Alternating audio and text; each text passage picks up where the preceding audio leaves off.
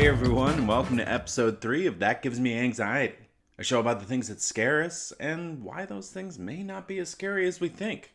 Speaking of scary, I saw my first wild alligator since moving down to South Carolina. The jaws, the teeth, the death roll, all a little unsettling. But it's one of those things, if you leave them alone, I'm pretty sure they'll leave you alone. Though I've heard multiple people tell me about instances where people are feeding these alligators. And that behavior is... Who is feeding wild alligators? They survived the asteroids that killed the dinosaurs. They don't need your help. The water dinosaurs will find something to eat. It's not like feeding a bird bread in the park. Though that being said, it's gotta be awesome to watch an alligator eat. But there are like parks and stuff for that. So don't feed the wild alligators. All right, today we will be talking about anxiety related to job interviews. There's a lot of pressure surrounding a job interview, especially if it's a job you really want or you really need. With any job interview, you really don't know what you're getting yourself into, whether it be company culture, the person interviewing you, what the role will actually be like. So, a former coworker of mine, Syvlie Borschel, we work together at Cheddar, shares that anxiety with me. And you'll hear our interview talking about what makes us anxious about job interviews. And to help with that anxiety, I have the CEO of The Ladders, Marc Cenedella, on to talk about different tricks to help you feel more prepared and thus less anxious about any job interview you're about to go on. But before we get to that, I want to let you know that today's episode is brought to you by My Software Tutor. Are your Excel skills optimized for your current job? Do you know the basics but would like to learn more? My Software Tutor offers 3 levels of real-time Zoom-based courses with a live instructor. They all deliver practical, functional business skills in a friendly, supportive environment.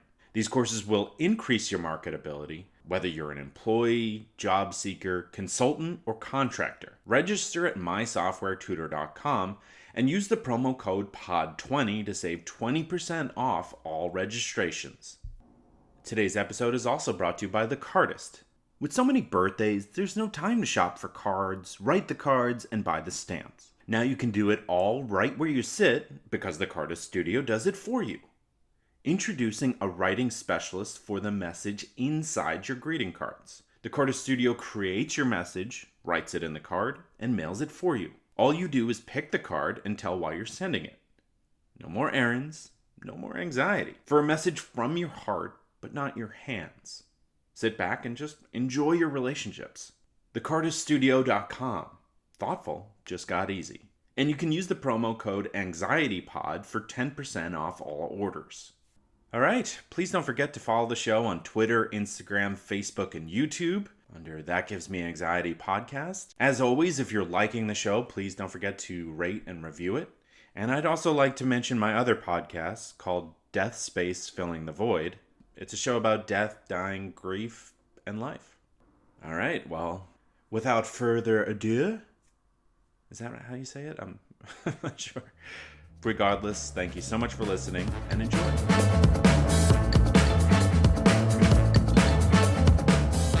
Sylvie, I'm so excited to have you on my podcast. Yeah, thanks for having me. I'm definitely psyched to be here. Yeah, Sylvie and I work together at Cheddar. Sylvie's a wonderful video journalist, editor, producer, host. There were so many aspects of that job that you had to be able to do.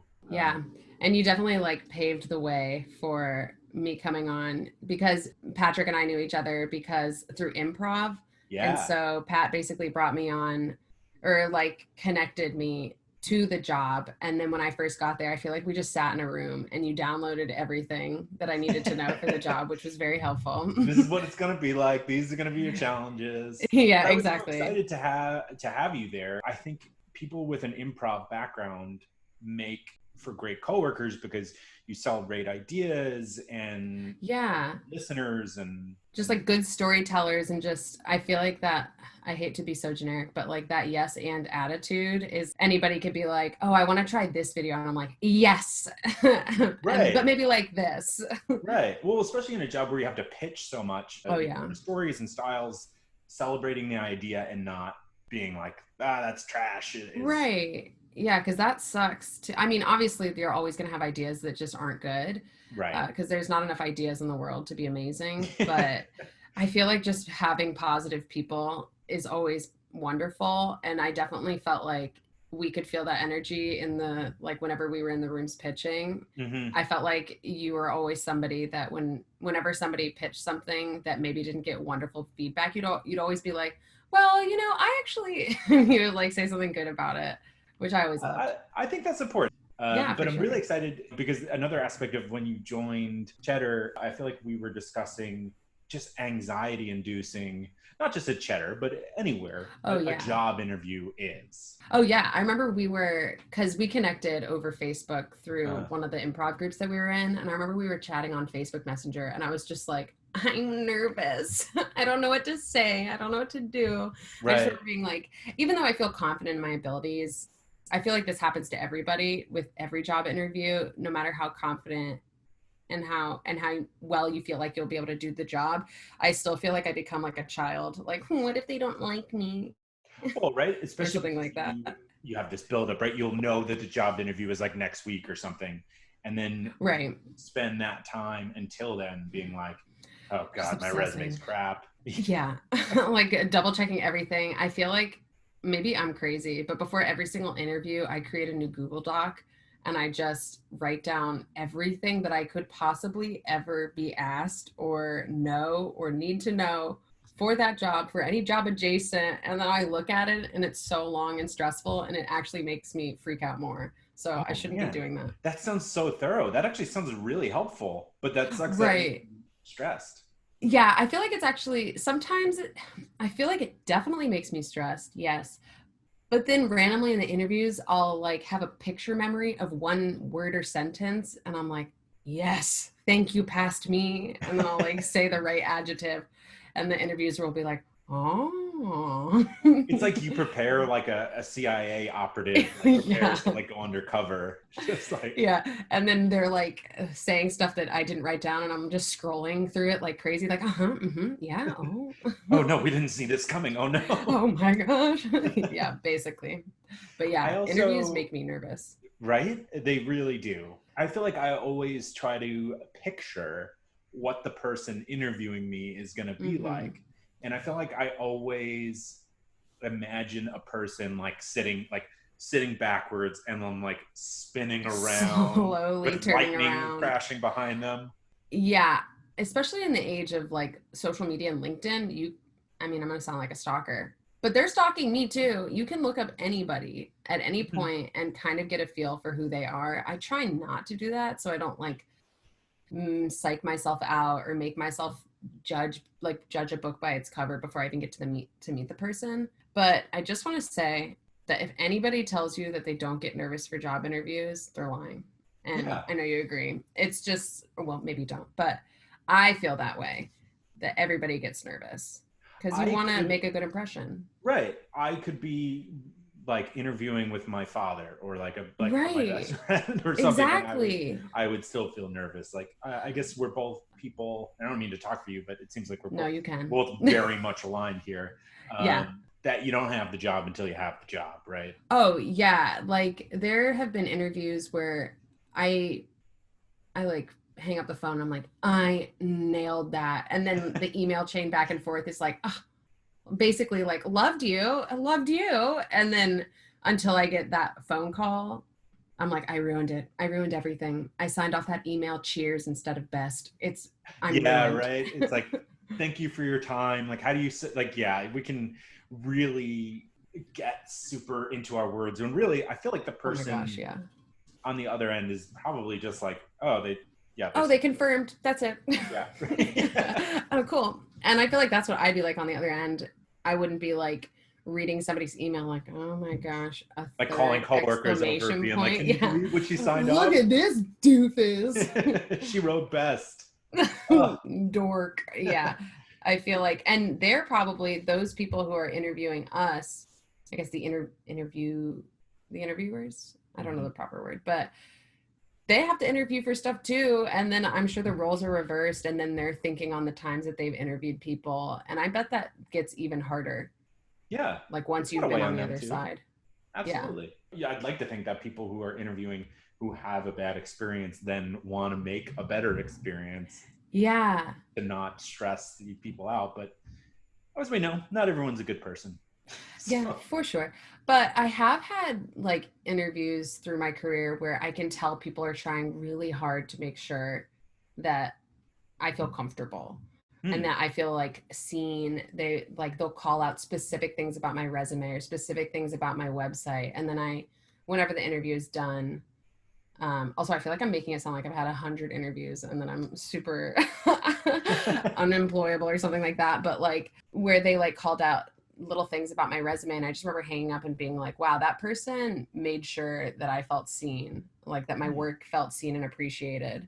And that for some reason would always make me feel more at ease when people yeah. make it more personable and not just this is the job, here's what you'll do. Any questions?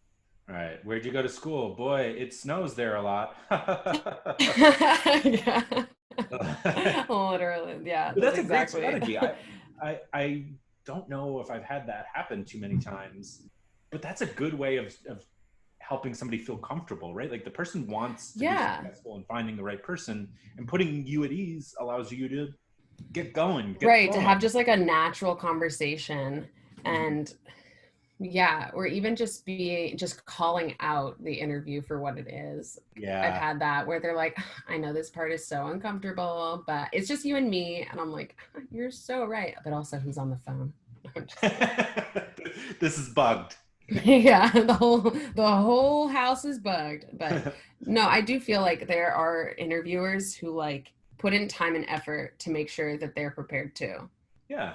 Well, I haven't mentioned it yet, but I've also interviewed the CEO of the Ladders, Marc Cenedella. I worked for them for 6 months back in 2017. And in this first clip, he talks about ways to help us feel more comfortable in a job interview.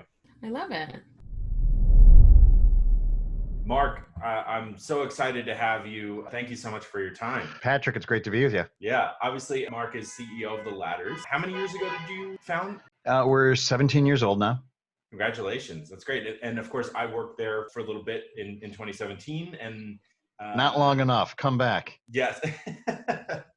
Yes. And it was a great experience. It's a great company. And so that's why I wanted to turn to you, because so many people are anxious about an upcoming job interview or just like the job search process in general. Everybody is anxious about it. That's true. So I want to hear, what are your tips for helping someone feel a little more calm when they're going for a job interview? Great question. So the best way to feel calm is to be prepared properly. It starts with knowing as much as you can about the opportunity you're going in for. And the key thing that I advise everybody is know walking in what the company is looking for. I always tell people to ask, what are the top 3 things that a person in this role has to do to be successful? What are the 3 success criteria for this role? And it's not a secret. The company won't hide that from you. If you ask them up front, if you ask the HR person or the recruiter up front, what are the 3 things you're looking for somebody in this role to be successful, they will tell you. And when you have that, you can prepare much, much better. So if you know that they're looking for somebody who can save money, be more efficient, and rationalize operations, that gives you a different way to prepare than if they're looking for somebody who can grow revenue, increase membership, and expand. Mm-hmm. And whatever it is, there are 3 things that they think are most important. And having those 3 things allows you to go through your resume in advance and say, what on my resume do I have that can address that? And what stories can I tell? And what information about myself can I tell? And having that confidence and that comfort, knowing that you're well prepared going in, is probably the best way to reduce nerves. That's true. It's not like a test back in college where, the teacher doesn't want to give the answers. The people on the other end want to find the best person, and so want to give you that information. It's true.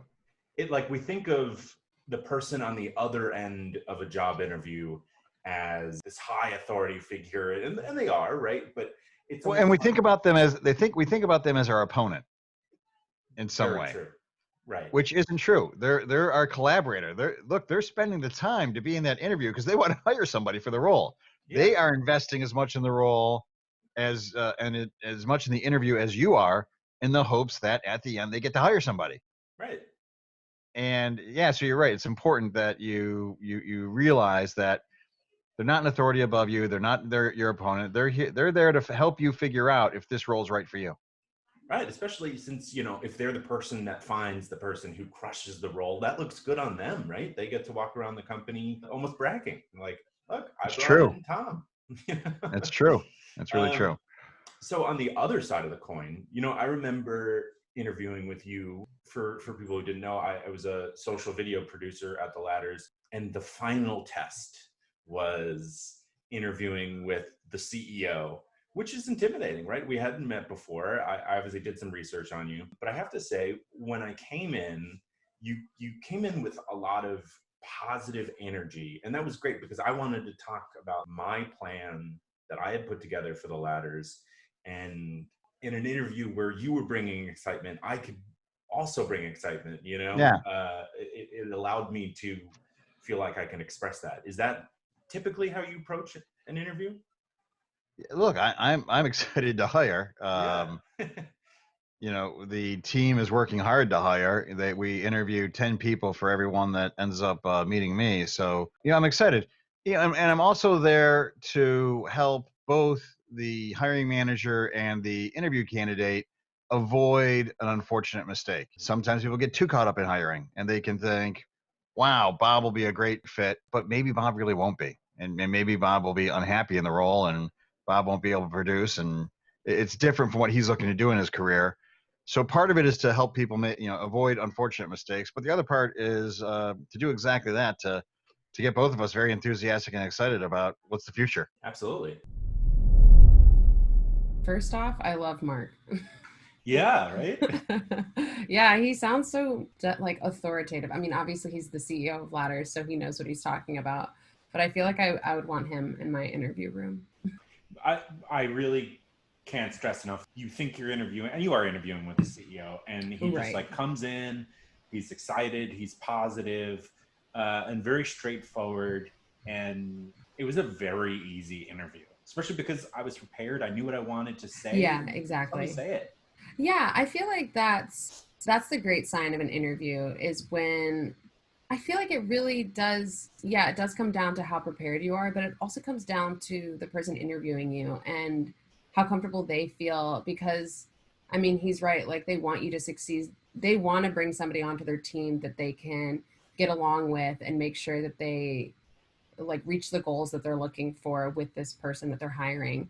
And I feel like you can feel that difference when like there's an interviewer who is on the same team as you and when there's an interviewer who's like trying to size you up or something like that. Yeah, treating you like a threat.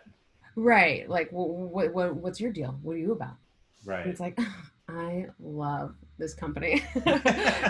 But that also points to whether or not the culture is a fit. Right, so yeah, I feel like I have thought about that, like if I leave an interview and maybe like we didn't jive or something, and it's not like we're not getting along or butting heads or something like that, but if it's not like that smooth sailing like riffing back and forth, like I do think about that, like well, this is the person that I'm going to be working with every day and I want to make Mhm. sure that like we do align and we are on the same page because that's just going to make life so much easier every single day going Right. into work. What's it going to be like on the day when things aren't going well, Right, right? If you right. don't have a good relationship, that could be a nightmare. Exactly. And so I love what he was saying about, just wanting to make sure that, we realize that the interviewers want us to succeed. I felt that because I feel like there are interviews where I can feel that that's the mission of the Hmm. person interviewing me. And that just makes me feel so at ease. Like this isn't really an interview. This is a conversation about how we can together make the company succeed. Yeah, totally. And that's, as you were saying, that's so exciting. And you just like want to breathe. It like cuts off the energy because all of your fears of what's this going to be like? What is this person Yeah. going to be rude? Like go away and you can just Yeah. focus. I like forget that I was ever anxious. And then afterwards, you have that moment where you're like, why was I so anxious? And the other Yeah. part of your brain is like, well, you wanted this job, dummy. But Right. the other part is like, yeah, that was so nice and easy. And yeah, I have all the There's a skills. Yeah, conversation I'm back and forth in confident. your Like, mind. Yeah. yeah, totally. Obviously, that's an ideal situation, but there are Sure. always, like we're saying, going to be interviews where you're Oh, not going yeah. to feel comfortable. And one of the things that I love that he said was ask the recruiter for the top 3 things, get the answers to the test. Oh, yeah. Did you see me like secretly writing that down? Not, not so secretly. I feel like I saw your hands. My face like contorted. I'm very serious. Just having the right questions prepared for, when they do say, oh, do you have any questions for me? I can't believe that there are people out there that go, no, no. Yeah. I'm like, there's nothing Right. didn't come up at all. You're just totally in, totally done, and don't need to know anything else. I feel like I have to cut myself off after a certain amount of questions so I don't sound psychotic. Right. Well, you probably don't sound psychotic, just That's true. enthusiastic. But yeah, I feel like that's like the nicest way to spin that. no, I think that's true. I think we can judge ourselves too much Oh, in that's moments for like sure. that. Especially, you want the job for most of these For sure. interviews, so you're willing to go the extra mile to make sure you get it. Mm-hmm. And I try to remind myself before going into an interview that they need me just as much as I need them. Mm-hmm. And that's very important to remember, that their questions aren't to be intimidating. They're just to make sure that I'm the person. And I mean, I don't want to compare it to dating, but like, you go on dates and people can be great, but they're just not who you're going to want to sit next to in a bullpen every day. Yeah. And that's like so relatable to business, even though I think there's a lot of parallels exactly. between a first date and a job interview. Absolutely. Yeah, for sure. Yeah. And I think a lot of people can relate to that. Yeah. Well, as far as it talking about first dates and awkwardness, in the next clip with Marc, we talk about how to handle weird questions like, what's your greatest weakness? Oh, yes. There's a lot of token questions when it comes to a job interview. Tell me what's your greatest weakness. How would you recommend people answer a question like that? So I've shared kind of famously in my newsletter a couple times that I was asked that question coming out of business school. So I was interviewing with this famous old name Wall Street firm, and one of the name partners was interviewing me. And this guy was not my cup of tea. He was very stiff, upper lip, kind of old school Wall Street aristocrat. The type of guy that a couple years later was displayed in the Wall Street Journal weekend edition in his Bermuda shorts with his polo ponies in Bermuda. Just not my cup of tea. Yeah. And he asked me, what's your greatest weakness? And so I looked him right in the eyes and I said, brevity. And I shut up. And we stared at each other for a while. And it was kind of like, don't let the door hit you in the butt on the way out. Man, that's a great but response. I just, look, and that's also that's a good sign for an interviewee. In my case, look, I had an impish disregard for authority and kind of antic disposition.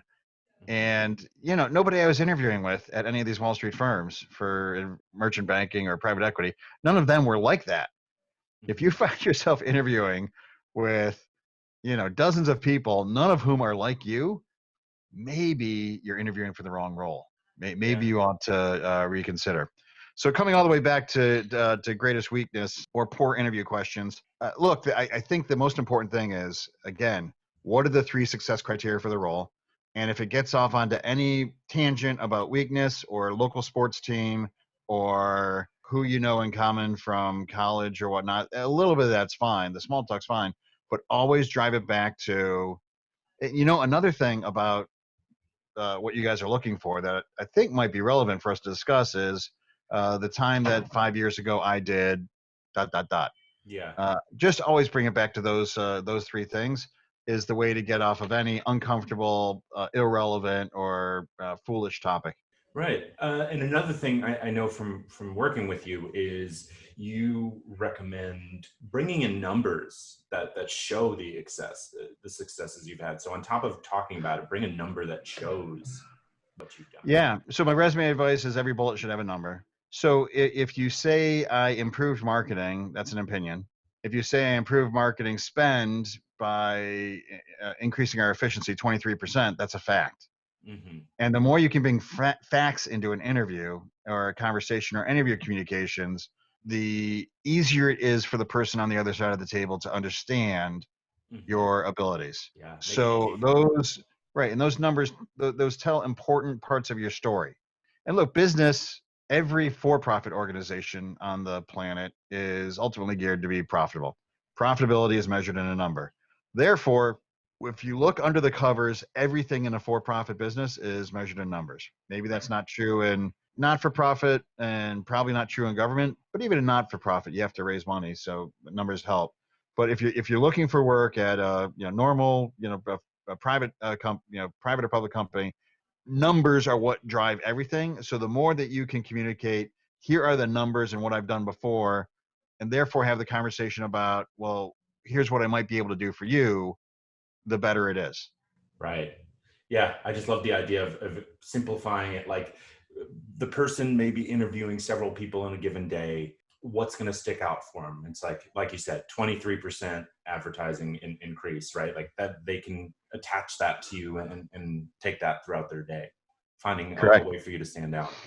So I'm curious, for someone who's prepared, shows up on time, does everything right, but then finds himself breathing and getting a bit nervous while they're sitting in the chair. Do you have any advice for that person? Look, anxiety is a normal part of it. We're not designed as human beings for this experience. Sit across from a stranger who you've never met before, who's going to ask you questions you don't know about a company you've never worked for before, about a role that you haven't taken yet. Right. And if we look back at human evolution, it's not anything like anything we've done in our history as a species. For most of human history, we've existed in bands of about 150 people. In the last couple thousand years in civilization, still we've only existed in a small village or a small enterprise. This whole concept of having a job in an office is really only a couple generations old. Your grandparents were probably the first of all of your ancestors to have ever done a job interview. Yeah. So the fact that you feel uncomfortable with it is, from an anthropological, from a biological perspective, completely normal and expected. Mm-hmm. Your distant ancestor on the plains of Africa, that fear of strangers helped them survive and stick around in order to have you. Very true. So that fear, that anxiety you fear, is totally normal, and it's a weird experience. I always hate, the question's coming. I never liked the "what's your greatest weakness" question. I know. It just feels so canned. And I feel like everybody has their opinion for what the right way to answer it is. I've heard somebody tell me, like, say something really bad, but then spin it into a positive. And I was like, that sounds disastrous. I don't want to say. Yeah, you just set a bear trap and tell me to run through it. Right. That's the thing, is I'm comfortable with my weaknesses. And I feel like at a certain stage in your career, everybody knows what their weaknesses are and everybody's working on them, and I feel like everybody's just aware. Like, I know that we've already talked about it. I know I can be really hard on myself, like to the point where I have to like get up and go for a walk to be like, well, I really, that edit didn't come out just the way I wanted, and I am disappointed, rather than just letting it sit on my face at my desk. So, but to be like, which I think that's a good answer. Oh, you do? I do think that's a good answer, because I feel like a lot of people will reveal like a character flaw. Right. Accidentally. Yeah. And you haven't done that. Or the people that say like, oh, say something, but it's actually a positive. Like, I work too hard. It's like, no, you don't. You're working too hard on that answer. Get out of here. Yeah. Right. I care too much. No, you don't. I have a lot of feelings about my job. No, you don't. Yeah. or you do. But yeah, I don't think I would ever be like, or ever be like, I don't have any. What? Yeah. I've heard people No, say that. you just passed the test. You did it, kiddo. That's exactly why I asked. It's like some secret Google question Yeah. that like, I don't know, something about manhole covers. I'm not sure. Or Forget or that. like how many marbles would fit in the Empire State Building, or Right. And it's so, yeah. And it's exactly what you're saying. You know, the question's coming. Like, Mhm.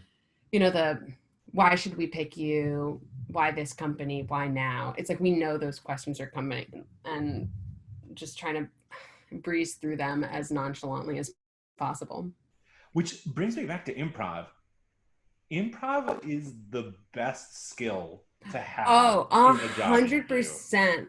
I feel like it helps me not lead the interview, but head to a place where we can joke around. So even if I end up not being the right role or something like that, they can at least, or the right fit for the right role, they can at least leave the conversation and be like, you know what? She didn't have that one thing, which I can't help or they can't help, but we did like really get along. And Mhm. maybe this role in the future will open up and then I'll like ping her and see if she's Totally. available. Which is Yeah. a very important thing to leave a positive feeling in that Right. room. Yeah, I 100%. would also say, for me, it's been that you're nervous, and like the listening skills that I developed through improv, it Oh yeah. slows everything down. I've done so I'm many able to bad like, shows yeah, I'm like able to pick out certain words from a certain and sentence and store then it like, somewhere back yes, here. and then just zero in on it. It's like putting it in my back pocket, which is funny because I feel like that's so improv, like having an Yeah. opening and taking different concepts and putting them in your back pocket for way later and While then just also like, still being able to communicate. And then, yeah, yeah. and just like whip it out way at the end and they're like, wow, What? she did Call back. it. Call back. Yeah. But I couldn't agree more. I feel like, oh gosh, man, this should be an advertisement for improv, just like a 30-minute advertisement. Because I feel like it helps so much with handling nerves, with figuring out the right ways to communicate with different people. Hmm. It's just, it's been a blessing. Is that Yeah, cliche? absolutely.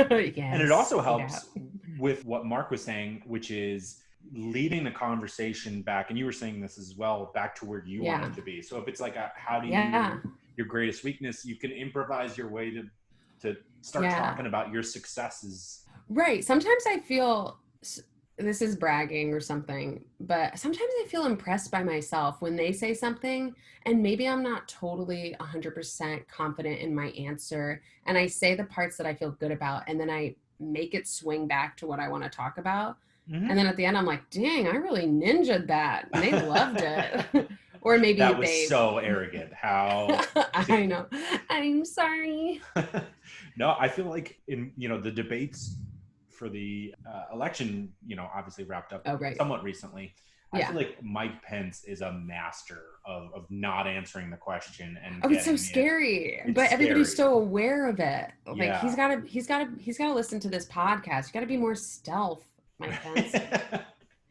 But yeah, it's always good, like Mark was saying, and we were discussing having the numbers and the figures Right. that you want to talk about and keep Oh coming back to yeah. that. I feel like I have like a 5 bullet points of hard facts, which can be really tough, especially in a medium like ours, which can be so subjective. Hmm. But then to say, well, not only was this video good, but I can tell you how because the audience retention rate is like this. It Yeah, brought there on you this go. many more subscribers, click-through rates, like things like that. And just being able to say things like that, I feel like makes the other person more comfortable, even if they don't know what some of it is. They're like, Hmm. wow. So she knows what she's doing. Right, right. Because through those numbers, you're also revealing an understanding of what's important in a YouTube video. Exactly. Yeah, Yeah, that's really exactly. smart. Yeah, I like that. I also loved hearing him talk about how strange a job interview. Yeah, he definitely, I mean, Mark definitely knows what he's talking about. I feel like I could listen to him give me tidbits on, what to do and how to be better. And because I mean, everybody can do better. Like Hmm. everybody you run into knows more than you about something. And this guy is like blowing me away with, I feel like tactics. I feel like I need that. Yeah, right? It's so helpful. Even, going back to what he was saying about having the three things. So if you have the Yeah. three things that the recruiter's looking for, and then you're preparing, like you're saying, like five different talking points, I mean, you have a roadmap to success right there. Yeah. As nervous as I can be, I'm never afraid. I'm never Mhm. afraid that I'll be put in a position where I won't know what to say. Yeah. And even if you are, you can improvise your Yes, way yes, to a new exactly. job.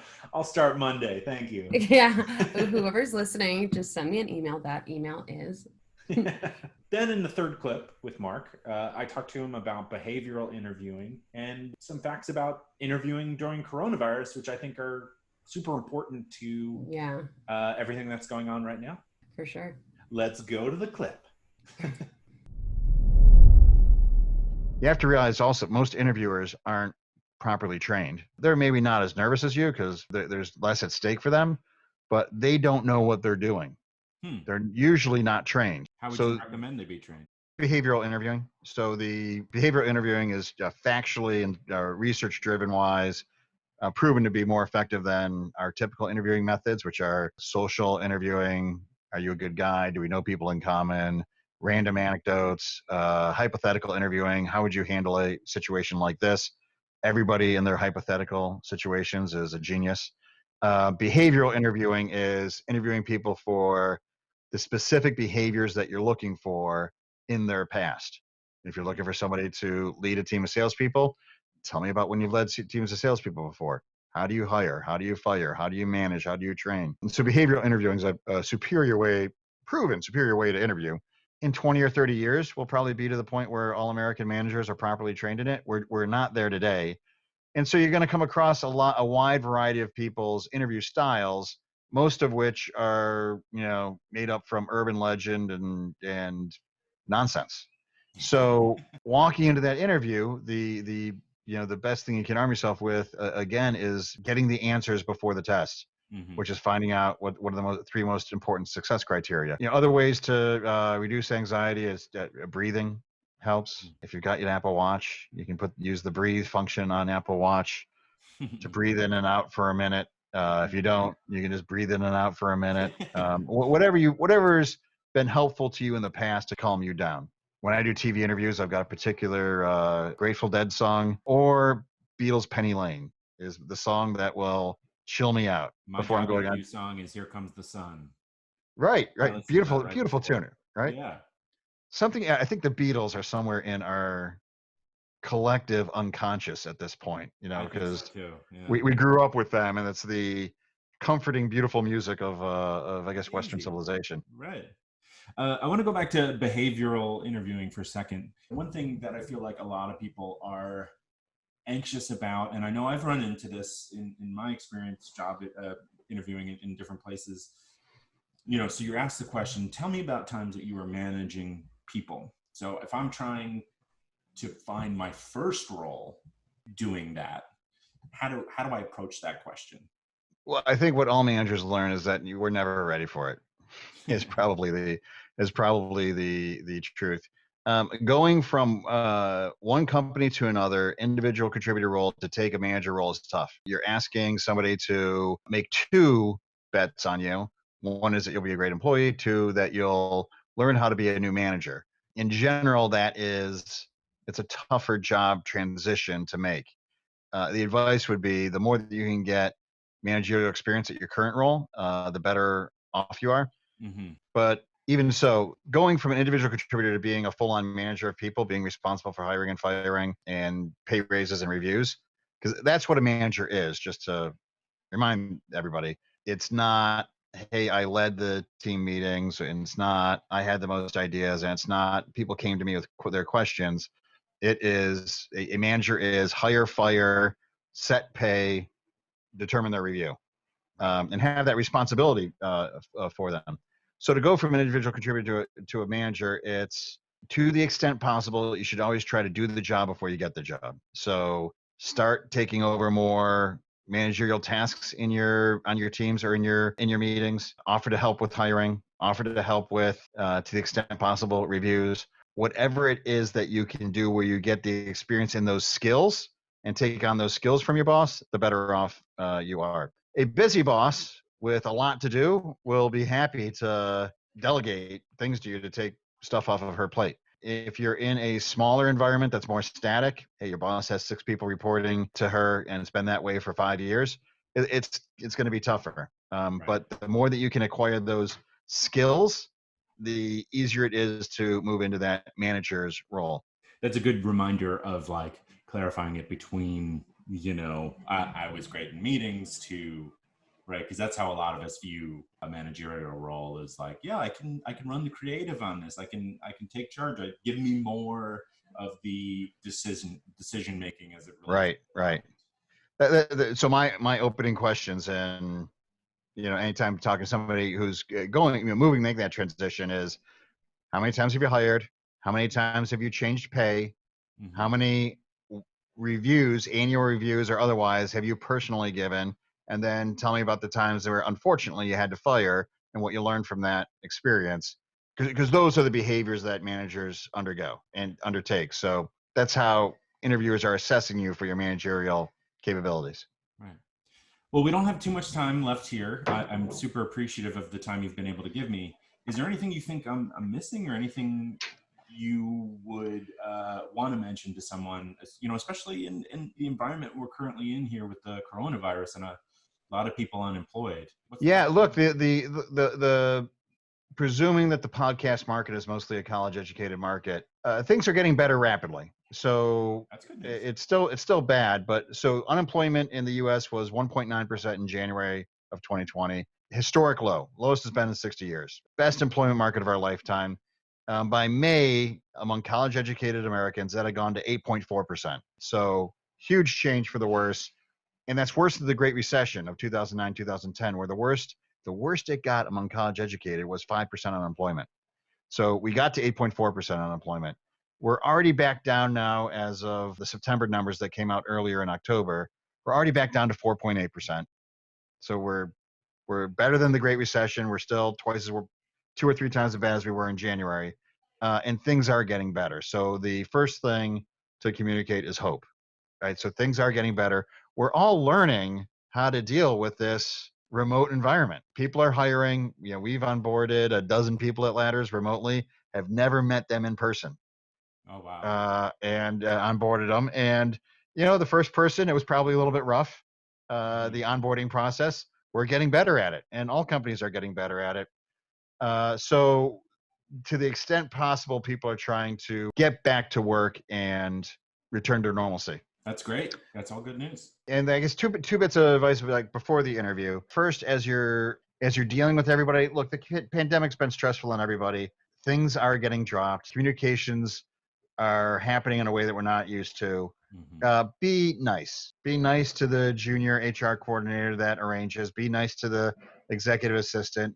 Be nice to everybody throughout the process, because they're going through as much of a challenge as anybody. And it's an important part of interviewing, to not accidentally rub anybody the wrong way. People are often very nice to the people they're actually interviewing with. Mm-hmm. Sometimes, because of the stress, they can let something other than their best self show, and they can be a little bit short or snippy or brusque with the assistants. And don't do that. Please don't. Well, it's like going on a first date and being rude to the staff.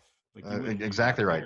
You don't do it when you're applying for a job. And then for these remote interviews, do a little bit of reading on getting your setup correct. Make sure that your sound is correct. Make sure that you're lit correctly. A common mistake that I see are the people who, only their eyes are on the screen and their nose and mouth are beneath the screen, and it looks like I'm speaking to one of the mole people. You need to make sure that your head is centered in your screen, and that you're well lit enough that people can see you. Right. And look, this is new skills for everybody. And if you look at network TV from April, even stars were getting it wrong. Yeah. Even today in October, some of the interviews you see on TV, and you're like, that's how somebody at that level looks on TV. You can be a little bit surprised. We're all learning, but to the extent you can be well lit in the center of your screen, with a quiet room and a good microphone on your laptop or your desktop that helps you be understood, That's important for the 2020 interview. Great. Well, thank you so much for all your advice. Patrick, it's been great. Have a good one. Thanks so much. I thought it was so interesting what he was talking about, how to move up the ladder. I think both of us are at a point in our careers where becoming a manager is, on the forefront of our minds. Yeah. And I always pictured it like, yeah, I'm helpful in meetings and I have great suggestions and I view myself a team leader as someone that you can come to with a question. But it's more than that. Oh, for sure. There's like hidden pockets of wealth and skills that you need that I definitely didn't understand coming into business, period, when I was first a production assistant. And I would think about what it might be like to be a manager someday. That was so far away from my wealth of knowledge. It's just like, but now seeing different managers, and as you get closer and helping them create better logistic plans or spearheading new projects, it's crazy what is revealed that a manager needs to be able to do. Yeah. That's beyond what people see, like as a general team member. Well, I'm curious to hear what you think makes a good manager. What characteristics? Oh, that's a great question. I feel like a great manager is somebody who understands each and every individual on their team, because one tactic can work for one person and it will just create a world of friction for another person. Yeah. And I feel like being able to understand how your team members communicate and what they need to help with motivation, because I feel like every single job, every single person, you get to a certain point in your job where it's not that you lose motivation, but you just need to keep creating it. And having a manager that knows how to communicate and find ways to like light the fire under certain things, even things that you're not sure about, is really important, because I'm sure we've all had managers who just, it feels like they don't understand you. And it's not even that you're like too complex or something like that. It's just coming down to your level as a human, and knowing that just because you have a different title, just because you're managing a certain amount of employees, doesn't change the fact that we're both just trying to work through life and do it in the best way possible. And that's when I find the best managers are people who make an effort to understand you, but also make an effort to protect you. Yeah, exactly what you're describing. A high level of emotional intelligence is very important. It's so important. And yeah, like I said, I'm sure there's so many people out there listening who can relate to a manager that they've had that just maybe doesn't have the full emotional intelligence. And I think that's where sometimes, I mean, that's conflict you have every day with your parents, with your siblings, with your significant others. It's just about, it's like everybody needs a sort of couples counseling to get on the same wavelength sometimes. Absolutely. And I really like what you're saying, like kind of putting the employee in a position to be successful. As a manager, you're successful when your reports are successful. And so how do you set them up for that success and working through that? I think that's very important. I was about to be like, I agree, but I said that already. Yeah. But like, but definitely I've had managers, I think, where they can forget that it's exactly what you were saying, that if we're not successful, they're not successful. And, they can be like, oh, well, they didn't do that, or they didn't do that. But it's like, we're in this together no matter what we do. Right.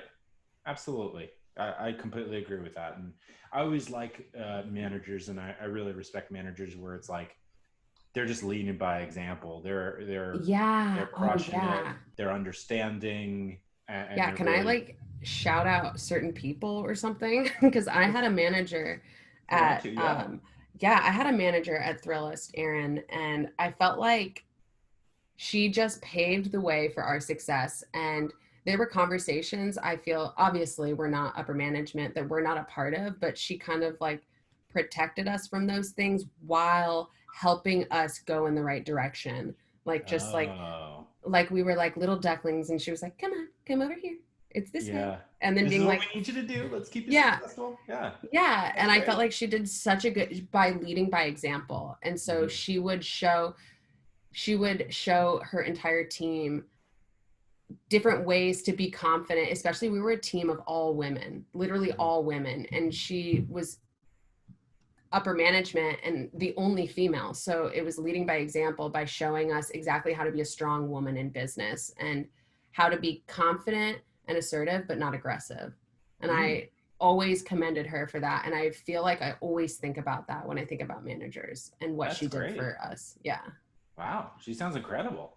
Yeah, she's amazing. The other thing that was important is interviewing during the time of coronavirus, how important it was to have a good camera and audio setup.